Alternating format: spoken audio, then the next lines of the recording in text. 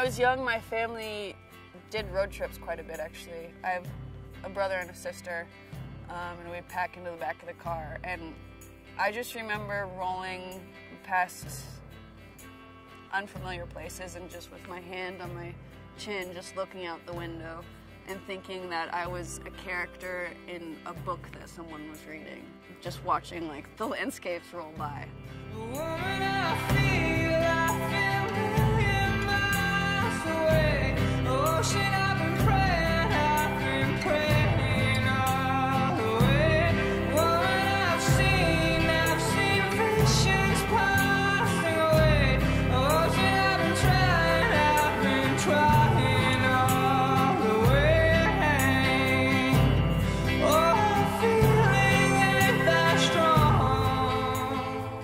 People have asked me if I'm lonely, but the thing is, even though I'm on a solo road trip, I'm not alone.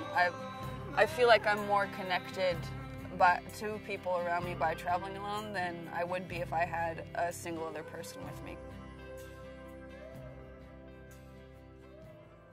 When I pull up to a restaurant or I'm camping somewhere for the night, I kind of stick out like, what is this girl doing in this trailer by herself? So that's invited, it's been a catalyst and an icebreaker to meet other people and then hear their stories.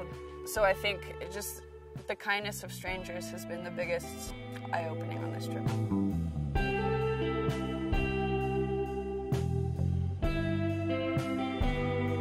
Well, solo travel has kind of built up as my thing over the years.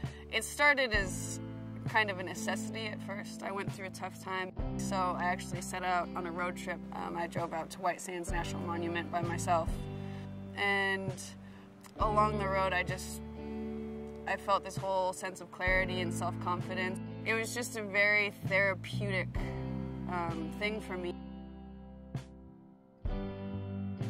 Anytime I'm lacking in inspiration or just going through a difficult time, I tend to just take off by myself. Honestly, what makes me happy is being out with my camera and being in beautiful places and documenting them. When I'm out on these road trips, I'm shooting for me, and that just reinvigorates my passion for my craft. So when I am traveling, that's when I'm shooting for me. I mean, I've been in the nest for a little over a month now, and by myself, so I've gotten my routine pretty dialed. Like morning, I wake up, I meditate, I make myself some coffee, but it's interesting because I'd like to spend more time just chilling in the morning, but since I'm a photographer and the morning light is prime time, I kind of make my routine short and quick and then hit the road.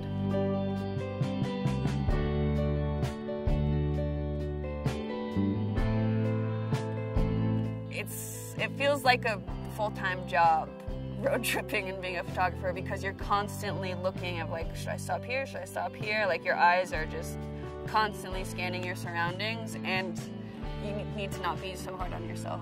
I need to not be so hard on myself if I do pass something that maybe I should have stopped and taken a photo of. So it's a balance of making a loose plan, making room for spontaneity, but also getting to where you need to be on time as well.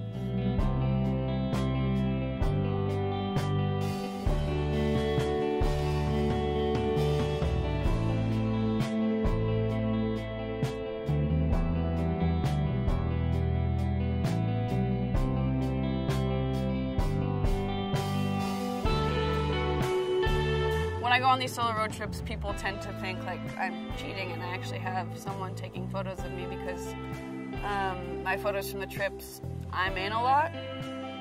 Not out of narcissism, I promise, but because I think in order to tell a story, it's better to put a person in the photo rather than just showing a blank landscape. So when I'm on these trips, no, I don't have a person shooting me. It requires a lot of work on my end. I have to set up my camera on a tripod, set up the shot, figure out exactly what spot I'm going to be standing and set the focus there. Put the remote, a receiver on top of my camera that's connected to remote, and then I run back and forth so many times to get the shot right. So I go out in the frame, click it, and then go back check, see if it's right, refocus, move the frame around, and then eventually, hopefully it works out.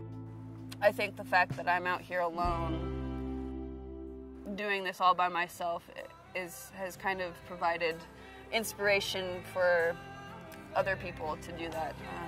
And it's just something that's a little bit different.